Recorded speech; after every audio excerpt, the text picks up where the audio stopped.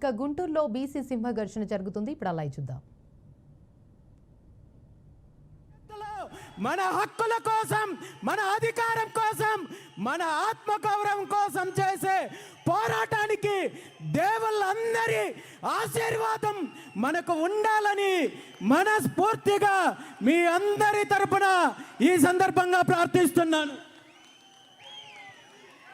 అదేవిధంగా మీరందరూ చూశారు, ఎంత చారిత్రాత్మకమైన ఒక సన్నివేశము, ఒక కార్యక్రమము ఇదే వేదిక మీదుగా చేయడం జరిగింది. అదే శ్రీకృష్ణ జాంబవతుల కళ్యాణోత్సవము. మనందరికీ తెలుసు, శ్రీకృష్ణుడు అంటే సాక్షాత్తు ఆ నారాయణుడు. భవిష్యత్తు తరాలకు, భవిష్యత్తు యుగాలకు భగవద్గీతను అందించిన దేవదేవుడు మాత్రమే కాదు, ఆనాటి దోపర యుగంలోనే భవిష్యత్తులో కులాల మధ్య చిచ్చులు రేపడతారు, కుట్రలు పన్నుతారు, కుతంత్రాలు పన్నే స్వార్థపరులు కలియుగంలో రాజకీయాల రూపంలో, రాజకీయ నాయకుల రూపంలో వస్తారని తెలిసి ఆనాడే శ్రీకృష్ణుడు మొట్టమొదటిసారిగా కులాంతర వివాహాలకు నాంది పలికి ఒక సామాజిక చైతన్యానికి పిలుపునిచ్చారనే విషయాన్ని మనందరికీ తెలియజేయాలనే ఉద్దేశంతో ఈరోజు ఈ వేదిక సాక్షిగా శ్రీకృష్ణ జాంబవతుల కళ్యాణోత్సవము నిర్వహించామనే విషయాన్ని ఈ సందర్భంగా తెలియజేస్తూ ఆ స్వామి అమ్మవార్ల ఆశీస్సులు అందరికీ ఉండాలి. ఈ రాష్ట్రానికి, తెలుగు రాష్ట్రాలకు, దేశానికి మంచి జరగాలి. మన సమాజంలో ఉన్న కుట్రలను ఛేదించి భవిష్యత్తులో అందరూ కూడా ఒక అభివృద్ధి దిశగా వెళ్ళాలని చెప్పి ఈ సందర్భంగా స్వామి అమ్మవారులను ప్రార్థించడంతో పాటు మీ అందరి సమక్షంలో ఈరోజు నేను ఒక్క మాట ఇస్తున్నాను.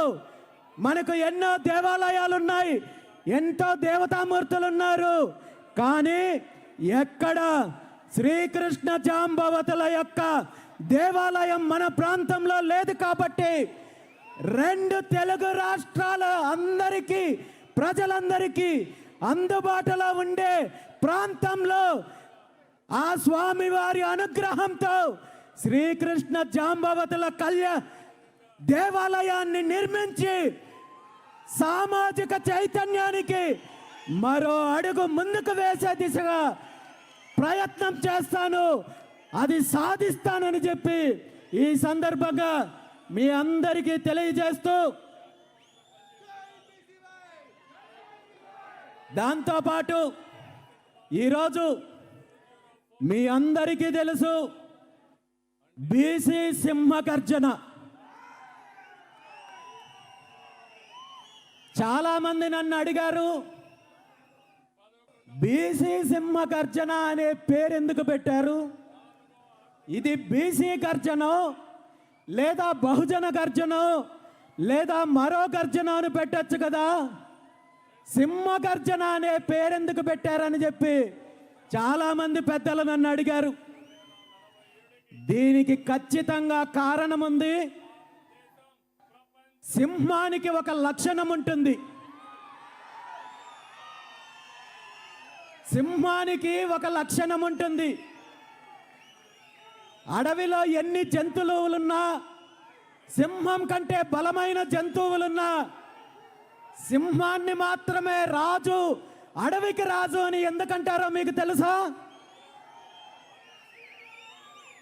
సింహానికి తనకు ఏం కావాలో స్పష్టంగా తెలుసు. తనకు ఏం కావాలనే దానిపైన స్పష్టత ఉంటుంది.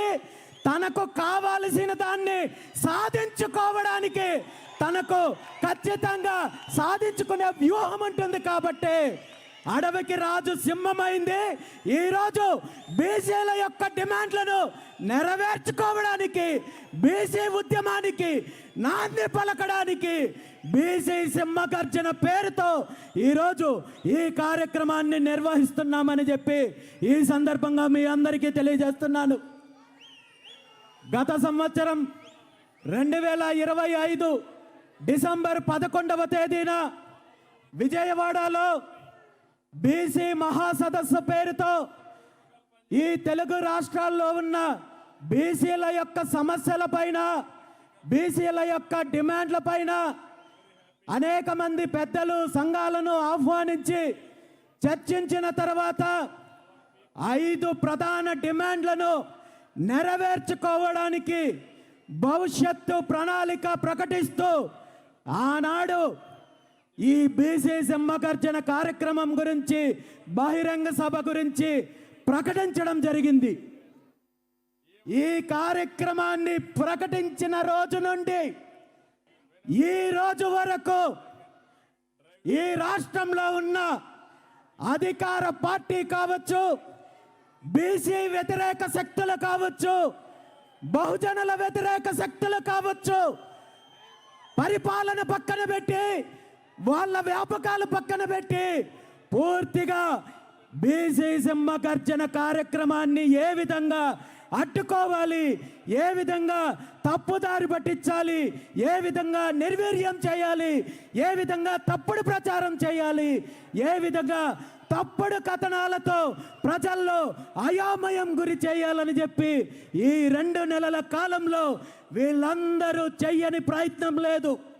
చివరికి ప్రభుత్వము, పోలీస్ డిపార్ట్మెంట్ అడ్డం పెట్టుకొని ఈ కార్యక్రమానికి అనేక కుంటి సాకులు చెప్తూ పర్మిషన్ నిరాకరించే విధంగా ఒత్తిడి తీసుకొని వస్తే చిట్ట చివరి ప్రయత్నంగా ఈ రాష్ట్రంలో ప్రజాస్వామ్యాన్ని నిలబెట్టడానికి, భారత రాజ్యాంగాన్ని కాపాడడానికి ఉన్న ఒకే ఒక్క ఆయుధము గౌరవ హైకోర్టుని సంప్రదిస్తే హైకోర్టు వారు శాంతియుతంగా, ప్రజాస్వామ్యబద్ధంగా జరిగే ఈ కార్యక్రమాన్ని అడ్డుకునే హక్కు మీ ప్రభుత్వానికి లేదని చెప్పి అనుమతి ఇవ్వడం వల్లే ఈరోజు ఈ కార్యక్రమాన్ని మనం చేసుకోగలుగుతున్నాము.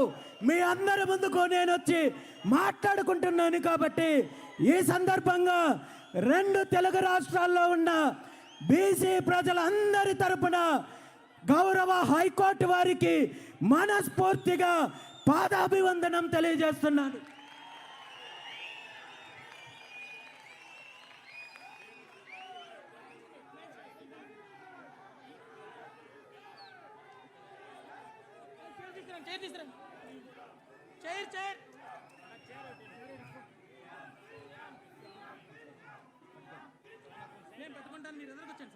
మీ అందరి సమక్షంలో గౌరవ హైకోర్టు ఇచ్చిన ఈ అవకాశం కృతజ్ఞతగా పూలమాల సమర్పించే కార్యక్రమాన్ని కూడా చేస్తున్నానని చెప్పి తెలియజేస్తున్నాను. ఈరోజు మనం అసలు ఈ బీసీ సింహగర్జన కార్యక్రమాన్ని ఎందుకు నిర్వహిస్తున్నాం? ఈ కార్యక్రమము నా వ్యక్తిగతమైన అజెండా కాదు,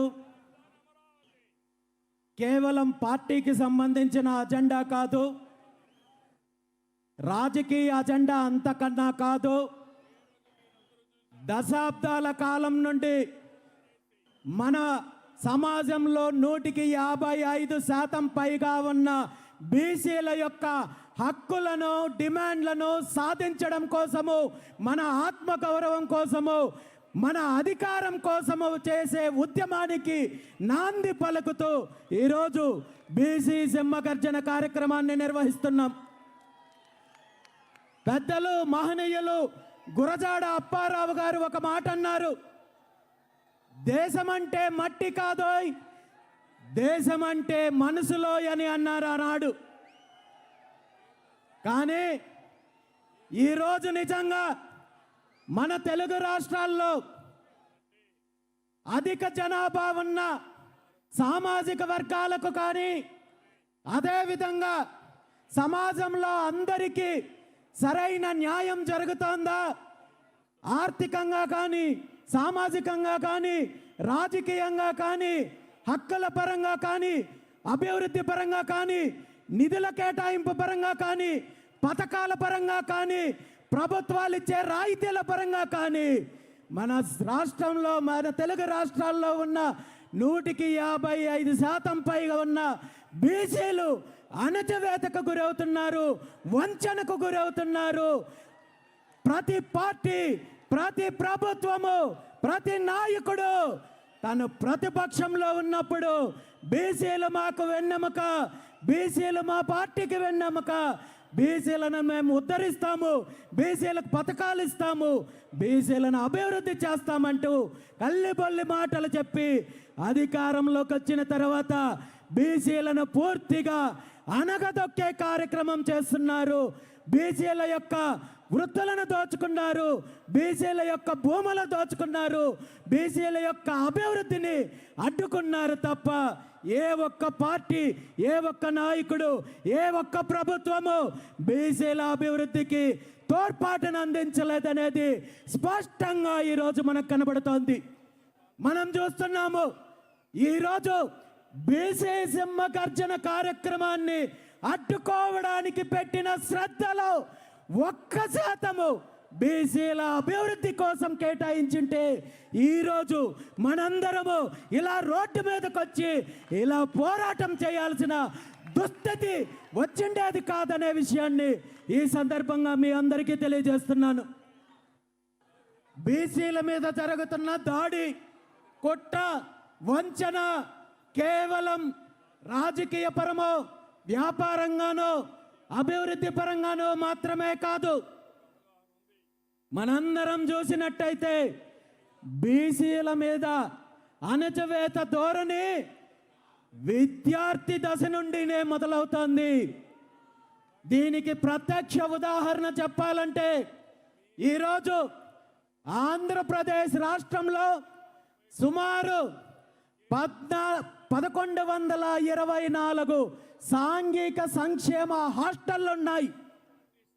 ఈ హాస్టల్లో బీసీ సామాజిక వర్గాలకు సంబంధించిన విద్యార్థులు 1వ తరగతి నుండి 10వ తరగతి ఇంటర్మీడియట్ వరకు చదువుకునే వేలాది మంది విద్యార్థులు ఈ హాస్టల్స్లో ఉంటూ చదువుకునే పరిస్థితి ఉంటే ఇప్పటి వరకు ఏ ఒక్క ప్రభుత్వము వీళ్ళ యొక్క సంక్షేమం గురించి పట్టించుకున్న పాపాన పోయారా అని చెప్పి ఈ సందర్భంగా అడుగుతున్నాను. ఆంధ్రప్రదేశ్ రాష్ట్రంలో ఉన్న 1124 బీసీ హాస్టల్స్కు కనీసం ఒక్క హాస్టల్ కూడా సొంత భవనం లేదంటే వీళ్ళకున్న చిత్తశుద్ధి ఏంటో మనం అర్థం చేసుకోవాలి. ఈరోజు ప్రభుత్వాలు గత కొన్ని రోజుల క్రితమే మనం చూసాము 3,32,000 కోట్లు ఏదైతే ప్రవేశపెట్టారో, బడ్జెట్ ప్రవేశపెట్టారో ఇందులో బీసీ విద్యార్థులు భావి భవిష్యత్తుని నిర్ణయించే యువతకు, విద్యార్థులకు భవనాలు కట్టించడానికి మీకు నిధులు లేవా అని చెప్పి ఈ సందర్భంగా నేను ముఖ్యమంత్రి చంద్రబాబు నాయుడు గారిని అడుగుతున్నాను. అదేవిధంగా ఈరోజు అద్దె భవనాల్లో ఉంటూ చిన్న చిన్న గదుల్లో ఒక్కొక్క గదిలో 20-30 మందిని కనీసము ఏదో కోళ్ళలాగానో లేదా పశువుల్లాగో వాళ్ళని ట్రీట్ చేసే పరిస్థితి ఉంది. కనీస సౌకర్యాలు కల్పించడం లేదు. కనీసము ఈ విద్యార్థులకు పౌష్టికాహారమైన అందిస్తున్నారా అంటే ఒక్కొక్క విద్యార్థికి ప్రభుత్వం అందిస్తున్న మెస్ ఛార్జెస్ ఎంతో మీకు తెలుసా? ఒక్క పూటకే ఎవరికైనా తెలుసా?